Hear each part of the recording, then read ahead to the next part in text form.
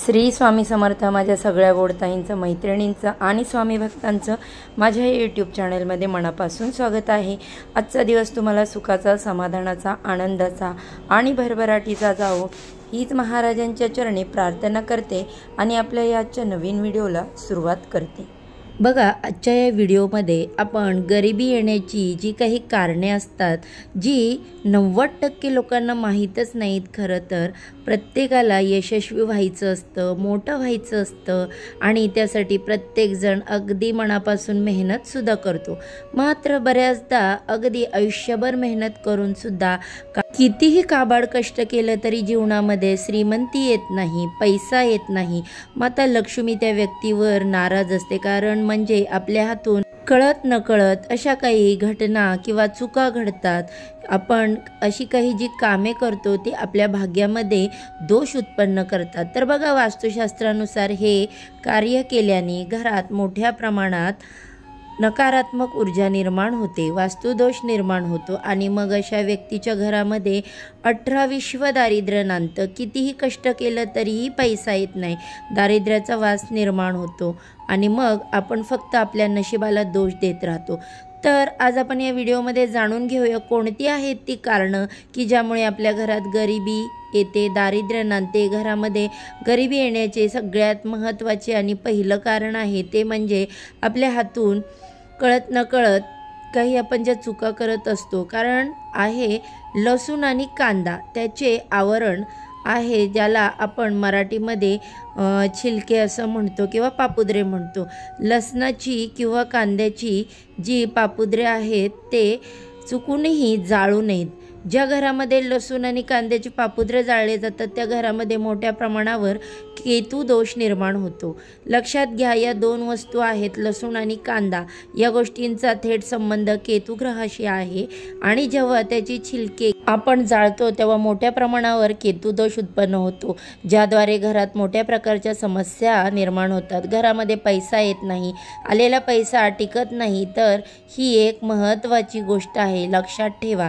त्यानंतरची दुसरी गोष्ट, झाडू कधी खरेदी करावा, कधी खरेदी करू नये हे सुद्धा अत्यंत महत्त्वाचे आहे। जर आपण आपल्या कामामध्ये कितीही मेहनत करून जर पैसा येत नसेल तर गुरुवारच्या दिवशी तुम्ही चुकूनही झाडू खरेदी करू नका। गुरुवार हा दिवस भगवान श्री हरी विष्णूंना समर्पित असतो, तसेच या दिवशी आपण झाडूची खरेदी करणे कटाक्षाने टाळा।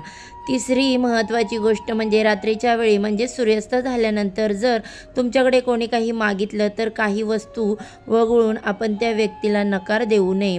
म्हणजेच रात्री ज्याने आपल्याकडे एखादी वस्तू मागितली आहे त्याला ती आपण अवश्य द्यावी।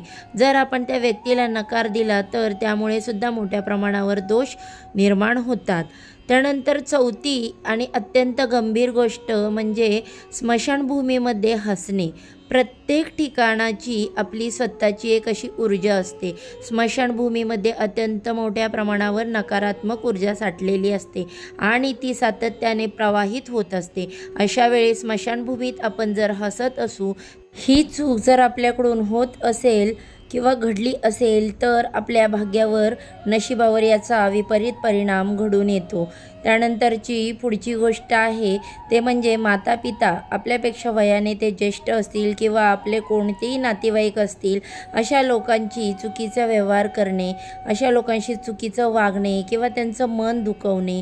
केवळ तुमचे नातेवाईक नाही तर कोणत्याही व्यक्तीचं मन दुखवू नका। तुमच्याकडून जे दुखवले गेले असेल तर त्याचे ताबडतोब माफी मागा।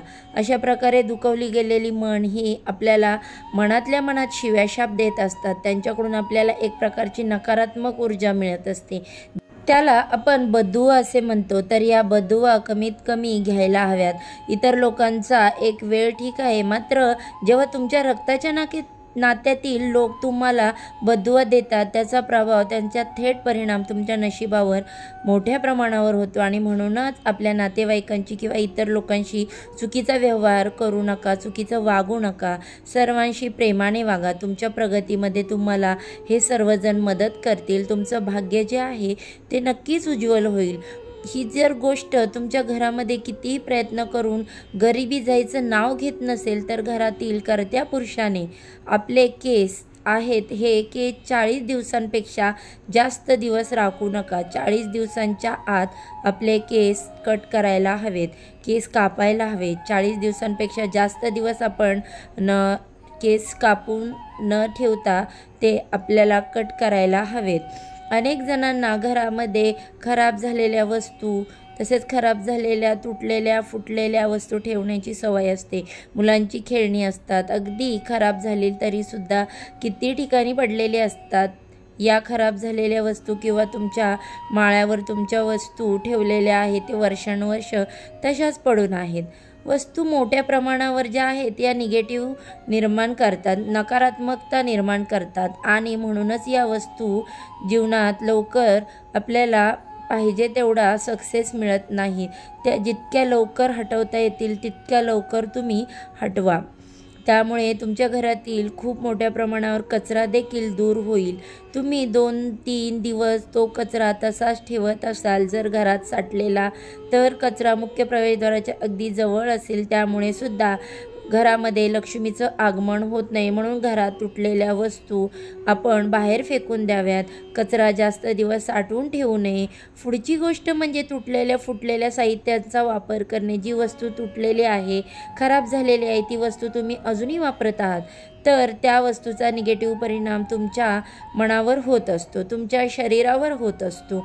तुम्हाला या गोष्टी जाणवत नाहीत, कारण या गोष्टी अत्यंत सूक्ष्म आणि बारीक आहेत. या गोष्टी घडत असतात आणि आपल्याला या गोष्टी न समजल्याने आपण आपल्या नशिबाला दोष देत राहतो आणि म्हणून तुटलेल्या फुटलेलं साहित्य वापरणं हे बघा, होतं होईल एवढं लवकर बंद करा. उदाहरणार्थ, तुमचा मोबाईल जर फुटलेला असेल, त्याची स्क्रीनला तडा गेलेला असेल, तर असा मोबाईल सातत्याने तुम्ही बदलून घ्या.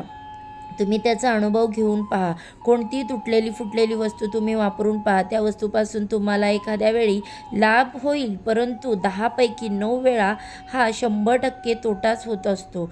पुढची गोष्ट म्हणजे वस्त्र परिधान करताना डाव्या हाताचा किंवा डाव्या पायाचा वापर करणे. तुम्ही जे काही वस्त्र घालत असता, परिधान करत असता, तेव्हा नेहमी उजव्या हाताचा किंवा उजव्या पायाचा वापर करा.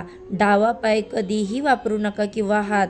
चप्पल घालताना सुद्धा अगदी हीच गोष्ट लक्षात ठेवायची आहे की डावा असो किंवा उजवा असो, दोन्ही हात हे महत्त्वाचे आहेत. मात्र आपल्या धर्मशास्त्रानुसार तसेच वास्तुशास्त्रानुसार जी उजवी बाजू असते ती कधीही चांगली असते. उजव्या बाजूस एक स्वतःचं महत्त्व आहे आणि ती गोष्ट करायची आहे. तुटलेल्या कंगव्याने केस कधीही विंचारू नका. त्यामध्ये सुद्धा एक अत्यंत महत्त्वाची बाब म्हणजे ज्यामुळे आपल्या घरामध्ये गरिबी येते. जर कंगवा तुटलेला असेल, त्याचे दाट पडलेले असतील, तर हा कंगवा ताबडतोब बदला.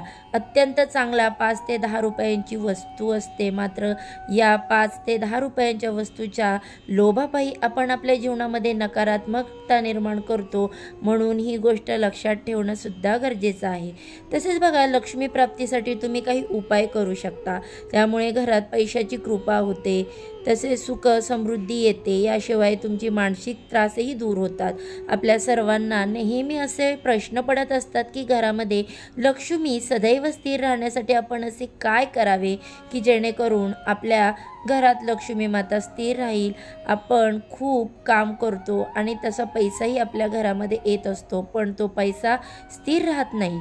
लक्ष्मी घरात येण्या अगोदरच तिचे जाण्याचे मार्ग ठरलेले असतात.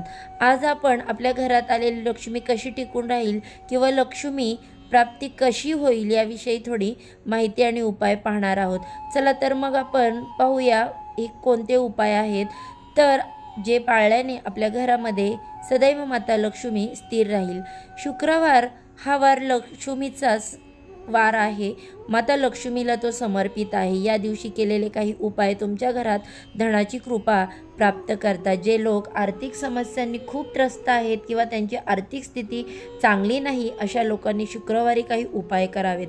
या उपायांमुळे अनेक अडचणींचे समाधान मिळते. वास्तविक शुक्रवारचे हे उपाय तुमची आर्थिक स्थिती सुधारण्यासाठी आणि तुमचे आर्थिक नुकसान कमी करण्यासाठी उपयुक्त ठरू शकतात. चला तर मग जाणून घेऊया शुक्रवारी लक्ष्मी प्राप्तीचे काही सोपे उपाय. शुक्रवारी लक्ष्मी प्राप्तीसाठी एकाक्षी नारळाने लक्ष्मीची पूजा करा। आई महालक्ष्मीला किंवा लक्ष्मीला एकाक्षी नारळ खूप आवडतो, त्यामुळे शुक्रवारी धनाची देवता म्हणजेच लक्ष्मीचा एकाक्षी नारळ अर्पण केल्याने ती प्रसन्न होते। तसेच हा उपाय केल्याने इच्छित फळ प्राप्त होते। त्यामुळे शुक्रवारी लक्ष्मी प्राप्तीसाठी तुम्ही एकाक्षी नारळाचा उपाय करू शकता। त्यानंतर दुसरं, शुक्रवारी संध्याकाळी अष्टलक्ष्मी स्तोत्राचं पठण करा। शुक्रवारी संध्याकाळी अष्टलक्ष्मी स्तोत्राचं पठण केल्यानंतर हे एक अतिशय जादुई स्तोत्र आहे। त्याचे पठण केल्याने घरात आनंद आणि समृद्धी येते आणि जीवनातील आर्थिक समस्या दूर होतात। या स्तोत्रामुळे संकटे दूर होऊन धनप्राप्ती होण्यास मदत होते। रोज अष्टलक्ष्मी स्तोत्राचे पठण केल्याने देवी लक्ष्मीची अपार कृपा प्राप्त होते। तसेच जर तुमच्या घरामध्ये स्त्रीयंत्र असेल तर स्त्रीयंत्राची पूजा करावी। शुक्रवारी मध्यरात्री स्त्रीयंत्राची पूजा करून तुम्ही लक्ष्मीची प्राप्ती करू शकता। यावेळी तुपाचे 8 दिवे लावावेत, गुलाबाची सुगंध अगरबत्ती जाळावी आणि मखाण्याची खीर अर्पण करावी। तसेच कणकधारा स्तोत्राचे पठण करा आणि देवी लक्ष्मीला गुलाबाचं फूल अर्पण करा। शुक्रवारी स्त्रीयंत्राची पूजा करून हे उपाय करावेत। त्यानंतर चौथं म्हणजे आपल्या घरामध्ये घर झाडण्यासाठी जो झाडू वापरतो तो उभा ठेवायचा नसतो, झाडू आडवा करून ठेवायचा आणि तो आडवा ठेवताना झाडूचे तोंड दक्षिण दिशेस नसावे। झाडू हे लक्ष्मीचे प्रतीक आहे, म्हणून ही काळजी घेणे गरजेचे आहे। झाडू नेहमी शनिवारी खरेदी करावा। जुना झाडू गुरुवारच्या दिवशी कधी फेकून देऊ नये, तो सुद्धा शनिवारी बदलावा। झाडू कोणाला दिसणार नाही असा ठेवा। त्यानंतर बघा, घरात जर मीठ सांडले तर ते मीठ कोणाच्याही पायाखाली येऊ देऊ नये, ते स्वच्छ भरून घेऊन पाण्यात टाकून द्या, कारण मीठ समुद्रात असते। माता लक्ष्मी ही समुद्रकन्या आहे। मिठाला लक्ष्मीचा बाहू मानला जातो। लक्ष्मी मातेचा आणि मिठाचा खूप जवळचा संबंध आहे, त्यामुळे मीठ कधीही पायाखाली येईल असे ठेवू नका किंवा खाली पडू देऊ नका। त्यानंतर बघा, सायंकाळी म्हणजे दिवे लागणीच्या वेळेस पुढील 3 वस्तू कोणालाही देऊ नये। एक मीठ, नंतर झाडू आणि पैसे, या 3ही वस्तू लक्ष्मीकारक आहेत, मात्र इतर वस्तू तुम्ही देऊ शकता। त्यानंतर शुक्रवारी संध्याकाळी लक्ष्मी येण्याची वेळ असते, घरातून लक्ष्मी म्हणजेच पैसे बाहेर जाऊ देऊ नये। त्याचप्रमाणे दही, ताक, लोणी, दूध या वस्तू गायीपासून प्राप्त होतात। गाय ही लक्ष्मी आहे, म्हणून त्या देखील वस्तू कोणाला सायंकाळी देऊ नये। सूर्य मावळल्यानंतर घरातील कचरा, भाजीपाला व इतर वस्तू उकिरड्यावर किंवा कचरा पेटीत टाकू नये। त्यानंतर बंद घड्याळ घरात लावू नये, कारण त्याने आपली प्रगती थांबते। लक्ष्मी माता सदैव स्थिर राहण्यासाठी काय उपाय करावे, तर रोज सकाळी फरशी साफ करताना पाण्यात थोडे मीठ, हळद, गोमूत्र टाकावे। हे पाणी तयार करून मग फरशी साफ करावी। असे केल्याने घरातील निगेटिव्हिटी दूर होते, त्यामुळे माता लक्ष्मी आपल्या घरात विराजमान होते। त्यानंतर घराच्या मुख्य दरवाजाचा उंबरठा आणि दरवाजा रोज सकाळी स्वच्छ पुसून घ्यावा आणि त्याची पूजा करावी। असे केल्याने लक्ष्मी माता प्रसन्न होते। आपल्या घरातील देवघरे नेहमी ईशान्य कोपऱ्यात असावे। ही दिशा हलकी ठेवावी, म्हणजेच या दिशेला अवजड वस्तू ठेवू नये। घरामध्ये तुटलेल्या वस्तू किंवा फाटलेली कपडे ठेवू नये, ते कपडे जाळून टाकावे। असे केल्याने घरातील निगेटिव्हिटी, नकारात्मकता दूर होण्यास मदत होते। प्रत्येक अमावस्येला माता लक्ष्मीला तांदळाची खीर नैवेद्य म्हणून दाखवावी। असे केल्याने माता लक्ष्मी प्रसन्न होते। त्याचप्रमाणे प्रत्येक अमावस्येला दूध किंवा दुधापासून बनवलेला कोणताही पदार्थ दान करावा, कारण असे म्हणतात की दुधापासून बनवलेली खीर दान केल्याने आपले पितर म्हणजेच आपले जे पूर्वज असतात ते तृप्त होतात आणि त्यामुळे आपल्याला लक्ष्मी प्राप्तीसाठी जे अडथळे येतात त्याचे मार्ग मोकळे होतात। तसेच महादेवाच्या पिंडीवर उसाच्या रसाने अभिषेक करावा। असे केल्याने या घरात लक्ष्मी माता स्थिर राहते आणि आपल्यावर प्रसन्न होते। प्रसन्न करण्याचा हा सर्वात सोपा उपाय आहे असे सांगितले जाते। लक्ष्मी देवीचा आशीर्वाद मिळवण्यासाठी तुम्ही शुक्रवारी उपवास करू शकता। तसेच खीर बनवा आणि ती देवी लक्ष्मीला अर्पण करा आणि नंतर ती 6 वर्षापेक्षा कमी वयाच्या मुलींना प्रसाद म्हणून खायला द्या। त्या व्हिडिओ आवडला तर लाईक करा। सर्वांना श्री स्वामी समर्थ।